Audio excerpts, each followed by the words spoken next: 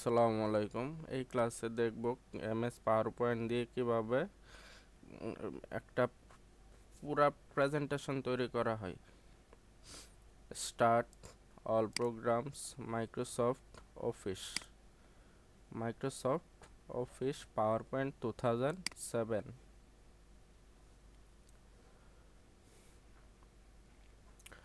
তো এইখানে first of all জানতে হবে কিছু পরিচিতি, যেমন home, insert, design, animation, slide, review, view. তো অফিস বাটনে new, open, save, save S, print, prepare. তো এখান থেকে আমার প্রয়োজনীয় যে কাজগুলো এইগুলো আমার জানতে হবে। যেমন হোমের মধ্যে আছে স্লাইড, স্লাইডের মধ্যে new slide, layout, reset, delete. তো এখানে স্টেপ বাই স্টেপ আমরা জানবো। তো ফার্স্ট অফ অল আমি স্লাইড ওয়ানে আছি। এখানে কি কি লেখা যাবে? Click to add title, click to add subtitle. তো আমি যে বিষয়ে একটা প্রেজেন্টেশন উপস্থাপনা করব ওই বিষয়টা আমার ফার্স্ট অফ অল এখানে লিখতে হবে। ক্লিক টু এক টাইটেল বা শিরোনাম। তো এইটা একটা শেপ, এইটা একটা শেপ, এই শেপের ভিতর আমার লিখতে হবে। তো আমি এখানে লিখলাম S P computer class, subtitle দিলাম কম্পিউটার ট্রেনিং,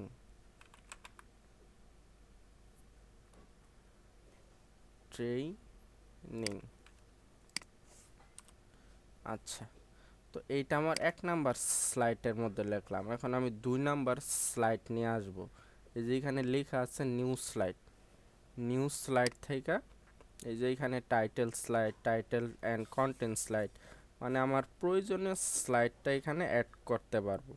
যেমন এইখানে টু কন্টেন্ট আছে, টু কন্টেন্টের স্লাইড যদি আনি যে এইভাবে লেখা যাবে এখানে যে অপশনগুলি আছে।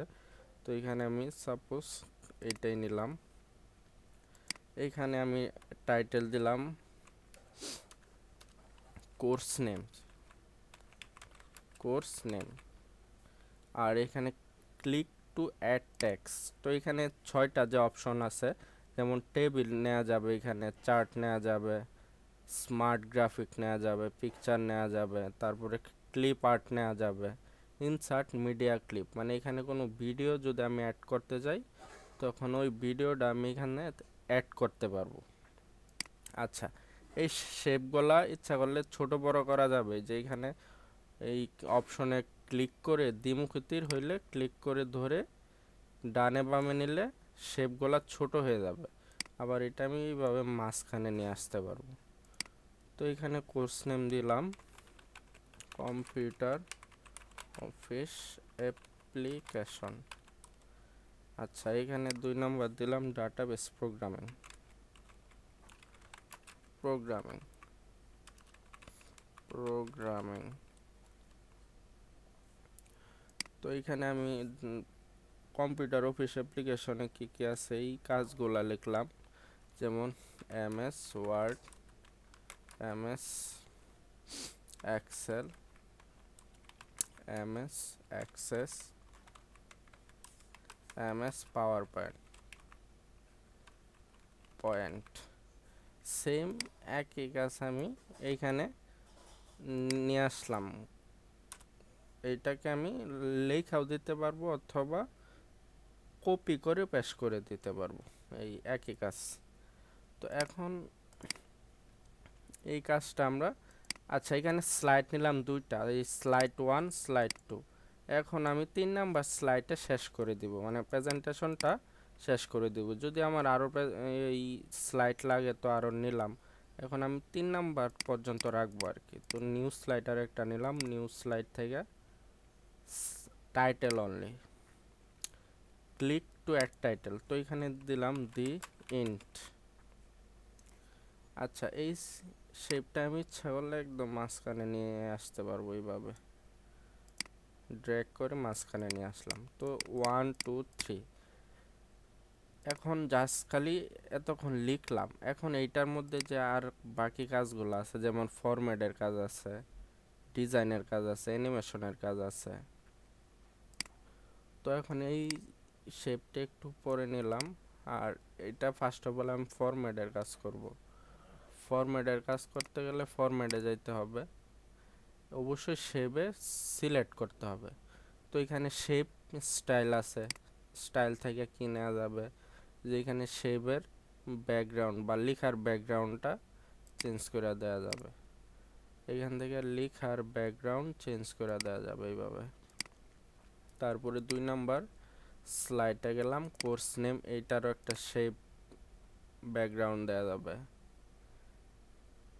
আদার্স থিম ফিল, এই যে এখান থেকে আদার্স থেকেও নেওয়া যাবে এইভাবে। এইটাও সেম, আদার্স থেকে নেওয়া যাবে।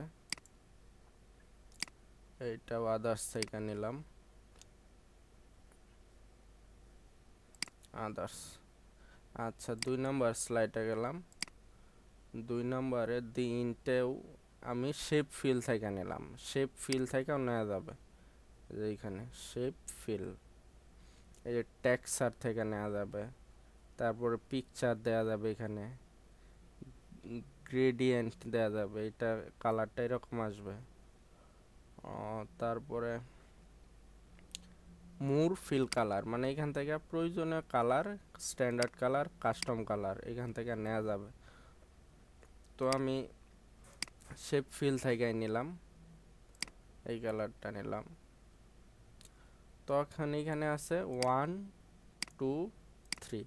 এখন যদি আমার প্রয়োজন পড়ে যে আমি এই স্টাইলের স্লাইড নিব না, বা আমি স্লাইডটা আমি চেঞ্জ করব, বা এরকম হলো যে 3 নাম্বারেরটা 1 নাম্বারে চলে গেছে, 1 নাম্বারেরটা 3 নাম্বারে চলে গেছে, যে এরকম।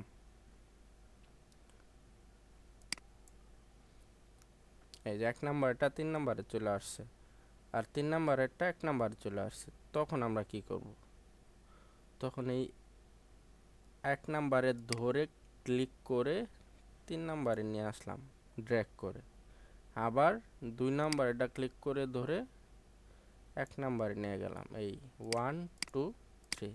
মানে এইভাবে ড্র্যাগ করেও আমি নিতে পারবো। এখন যদি আমার প্রয়োজন নাই, মানে এই স্লাইডের প্রয়োজন নাই, 3 নাম্বারে ক্লিক করে কিবোর্ডে ডিলিট কি আছে এটার মধ্যে ক্লিক করলেও এটা ডিলিট হয়ে যাবে বা মুছে যাবে।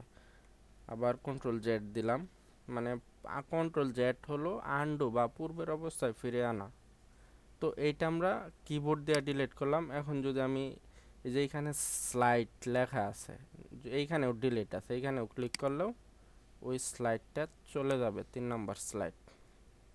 আবার কন্ট্রোল জেড দিলাম, বা যেইখানে উপরে আনডুর চিহ্ন আছে একদম উপরে সেভের সাথে বাম দিকে আনডু দিলে নিচেরটা আইসা যাবে এরকম। তো এখন এই স্লাইডটা বা এই প্রেজেন্টেশনটা আমি সেভ করব বা সংরক্ষিত করে রাখবো। তখন অফিস বাটন গিয়া লেখা আছে সেভ, সেভের মধ্যে ক্লিক করতে হবে। তারপরে এখানে ফাইল নেম লিখতে হবে।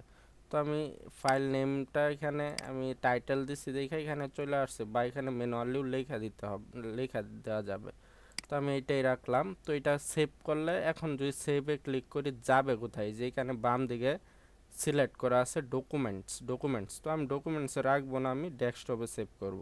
ওই ক্ষেত্রে আমার ডেস্কটপটা সিলেক্ট করে নিতে হবে, ডেস্কটপটা সিলেক্ট করে সেভের মধ্যে ক্লিক করতে হবে। মানে আজকে আমি এই ক্লাসটা এই পর্যন্তই রাখবো, এই জন্য আমি ডকুমেন্টটা সেভ করে রেখে দিলাম, যাতে পরবর্তীতে আমি যদি আবার খুঁজি বা কি নামে সেভ করছি, এসপি কম্পিউটার ক্লাস নামে সেভ করছি, এই নাম লেখা সার্চ দিলে আমি এই ডকুমেন্টটা আবার খুঁজে পাবো। তো এটা আমি ক্লোজ করে দিলাম। এই ডান দিকে লেখা আছে ক্লোজ, অথবা অফিস বাটনে ক্লোজ, অথবা এক্সিট পাওয়ার পয়েন্ট। এখন যদি আবার আমি ওপেন করি, মানে যে ওপেন করি, যেহেতু ডেস্কটপে সেভ করছে, এই যে শুরুতেই আছে এই যে লেখা আছে এই যে এখানে। তো আমি যদি ডেস্কটপে না সেভ করি তখন কি করব, তখন স্টার্টে ক্লিক করব, all programs, Microsoft office power point. তো এইটা নতুন ডকুমেন্ট, কারণ আমার ইতিমধ্যে সেভ করা আছে ডকুমেন্টটা, ওই ডকুমেন্টটা ওপেন করব। তখন অফিস বাটন গিয়ে ওপেন। নিউ হচ্ছে গা নতুন ডকুমেন্ট তৈরির ক্ষেত্রে, বা রিসেন্ট কোন ডকুমেন্ট যদি আমি সেভ করে থাকি তখন এই যেখানে চলে আসবে যে 1 নাম্বার এসপি কম্পিউটার, এইখানে ক্লিক করলেও হবে, বা এখানে যদি না থাকে তখন ওপেনে দিতে হবে। ওপেনে এখানে লিখতে হবে এসপি কম্পিউটার ক্লাস, তারপরে এখানে ডেস্কটপটা সিলেক্ট করে দিতে হবে, কারণ আমি ডেস্কটপে ডকুমেন্টটা সেভ করছি। এই যে এইখানে ওপেন দিলেই এই ডকুমেন্টটা আইসা গেছে। তো আজকে আমি এই পর্যন্তই রাখবো, এই ক্লাসটা স্টেপ বাই স্টেপ হবে।